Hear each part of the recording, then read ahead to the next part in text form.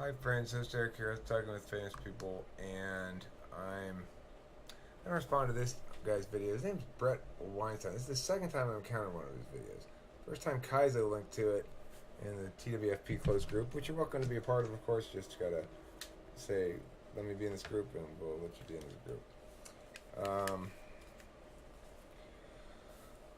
And then Taylor shared one in the same place, and I gotta talk about it. Many of you voted to have me address sympathy and empathy from an evolutionary perspective. I think it's an excellent choice. The topic is one of my favorites, and it couldn't possibly be more important at this moment in history. I'm not going to attempt to define these terms etymologically, to say how they came into usage and what they have meant in the past. My purpose here is to define them for maximum value. For that to be achieved, Okay, now this is important. You see what he does here? He actually frames shit out. He's like, let me spike out possible critiques. So he's saying for maximum value, and he's basically saying there are distinctions that can be made between these two words. What is the most useful way to split the meaning between the two? Which is not what the title says, of course, but who's going to begrudge him that? the two have to be defined precisely such that they interact in a way to cover the territory to maximum effect. Let's talk a bit about adaptive evolution. We all tend to think of evolution as about the past, and indeed, there's good reason for that. Cover the territory with maximum effect, which means basically saying to make the division such that the distinction between the two provides the most ground meaning-wise. Adaptive evolution occurs because it prepares creatures to deal with future environments. The past cannot be changed. The future is where one's profits can be enhanced and one's costs can be reduced. And so that's what evolution is about. When we think about sympathy and empathy, it would be good for us to think about them in that context. Let's start with empathy. Human beings are very special creatures. Far beyond any other creature that has existed, we are programmed by experiences that we have after we are born. One result of that is that one human being and another may differ to a great degree. And this means that the range of behavior may be quite wide. At the same time, we are very highly social creatures, which means that our success as human beings is largely dictated by how well we interface with others of our kind. So in order to do that well, it is very valuable to be able to predict what other people are going to think, what they will feel, and ultimately what they're going to do. So his link to the evolutionary perspective is weak as fuck. He's like, oh, well, the evolution's about the past, because we want to know that, our genetic drive is towards the future. Of course, this is the problem with the evolutionary frame, because we don't actually see people evolving at all, right? And so we're explaining things like, well, how come humans are like this? Well, we're assuming because of evolution, but it doesn't make any sense, because when was the first human skeleton dated to? Like 1,000,000 years ago or something? I mean, that's at full complexity level, right? Just without the metaphysical evolution. Well, I mean, come on now. That was way before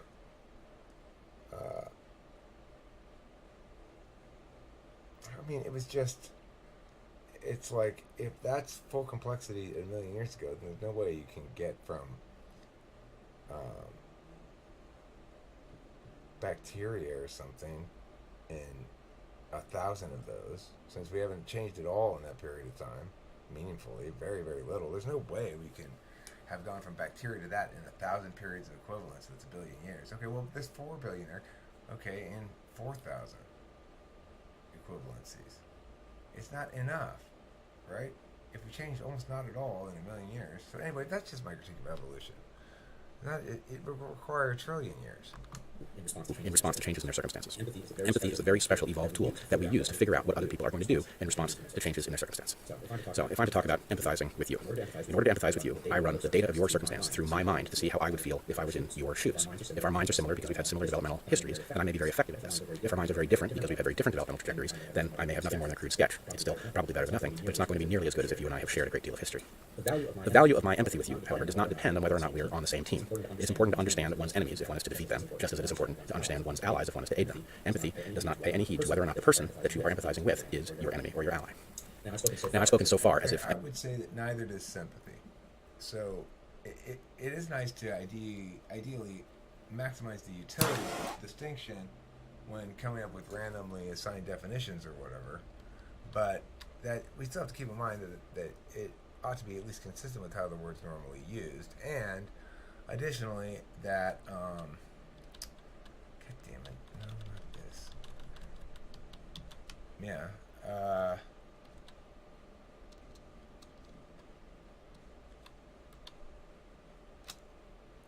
Okay, so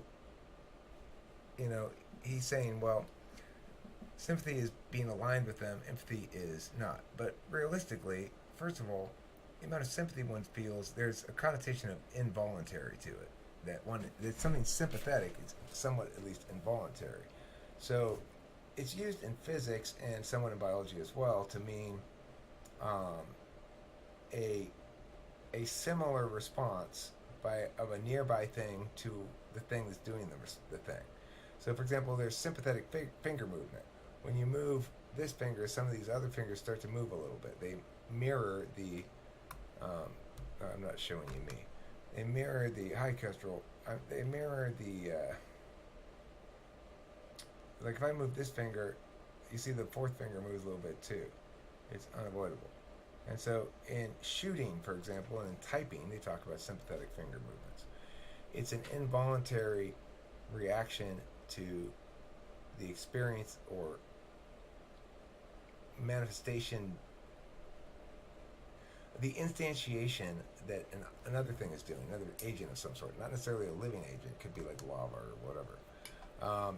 But that quality of involuntariness, I think, is implicit in the distinction and needs to be conveyed by distinction being made here. So if he's going to say sympathetic means you're aligned with on the same team, and thus that's what the difference between sympathy and empathy is. Empathy is an awareness of their experience and what they probably is, and sympathy is caring. But you might also say sympathy is taking onto yourself the experience. Hi, Kim. Yeah, I will. Let me just finish up this video I'm making right now on this distinction between sympathy and empathy that Bret Weinstein made. Okay, I'll be in there in like 5 or 10 minutes. Bye-bye. No, it'll be less than that. Bye.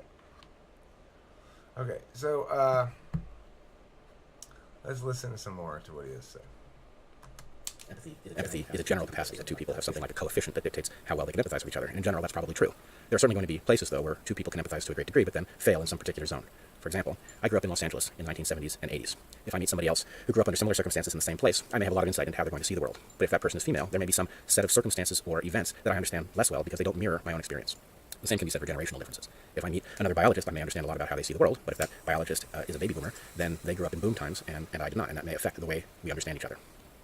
It is also possible to bootstrap empathy, where one does not share developmental circumstances with somebody else. Extensive contact between two people who are dissimilar can result in coming to understand how the other person sees the world. This may also be why human beings are obsessed with narratives. We love movies and novels in large measure because they run us through circumstances that we will never face, so that we can understand how characters in those circumstances see the world, and if we ever run up against somebody who has had a similar experience, we may know a great deal more about it than we would otherwise. So if anything, it would seem to me he's got it backwards, right? If you're experiencing a sympathetic response during watching a movie, as he brings up there, then to my mind, you're emotively responsive to what's going on against your will, involuntarily, and non-willfully. So, whereas if you can empathize with the characters, it would suggest that you have the capacity to understand their feelings, to respect them, treat them with a presumption of equivalency to one's own comparable feelings. It's like empathy is analogous, whereas sympathy is experiential. I think that's really the important distinction to be made as well. But regardless of that, to the extent other distinctions might be made, I think it would be that sympathetic is a positive response to a negative experience by another necessarily, where if you're talking about emotional stuff.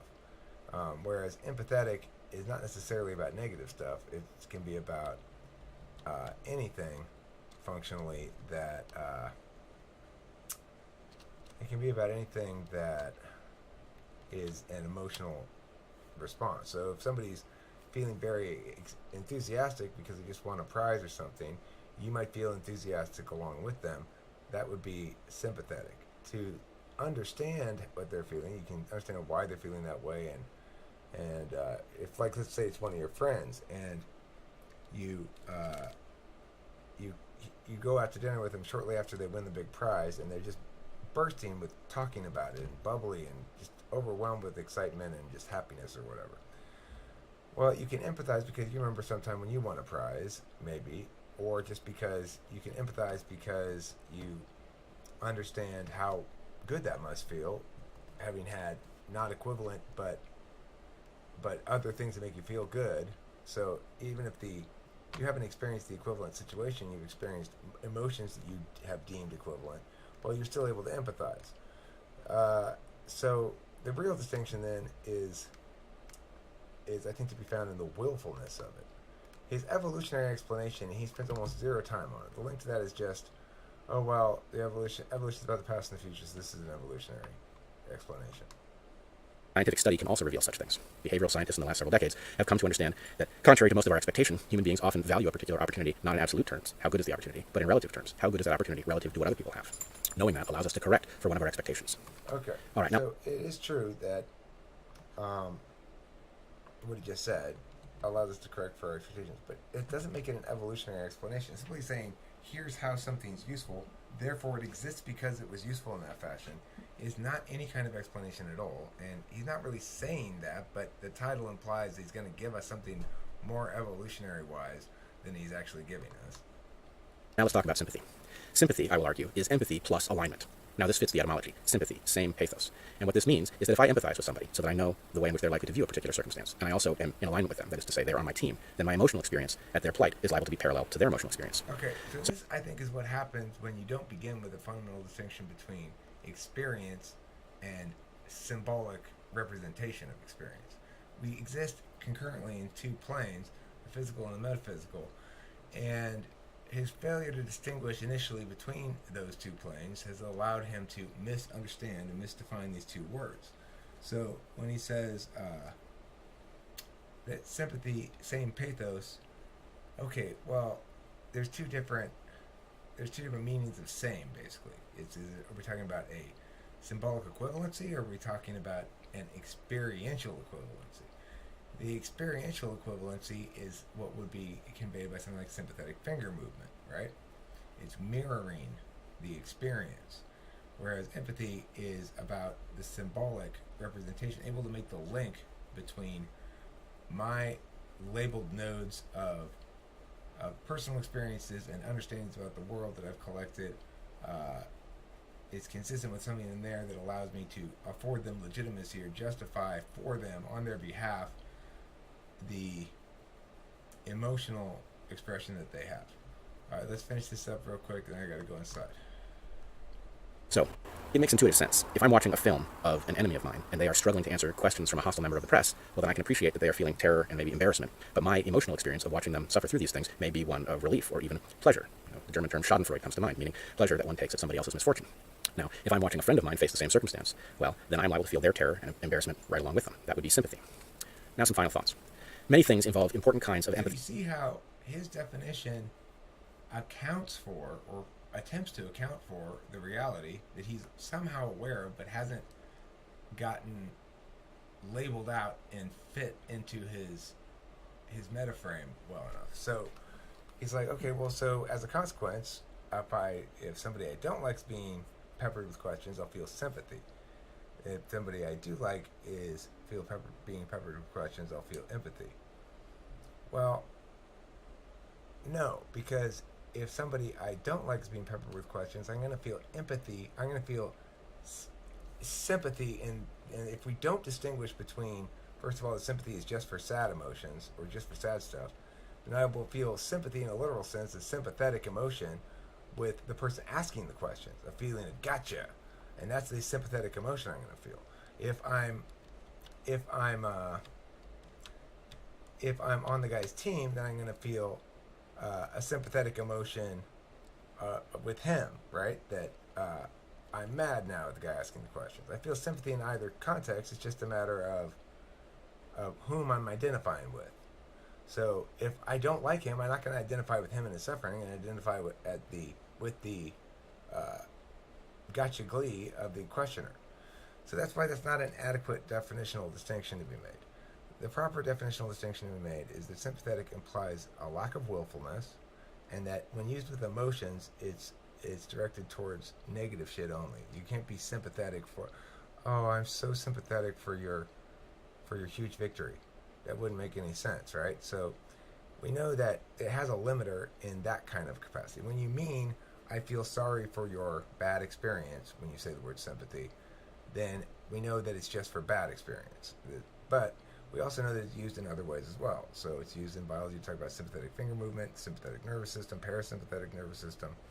And in those capacities, it means non-willed, automatic, responsive.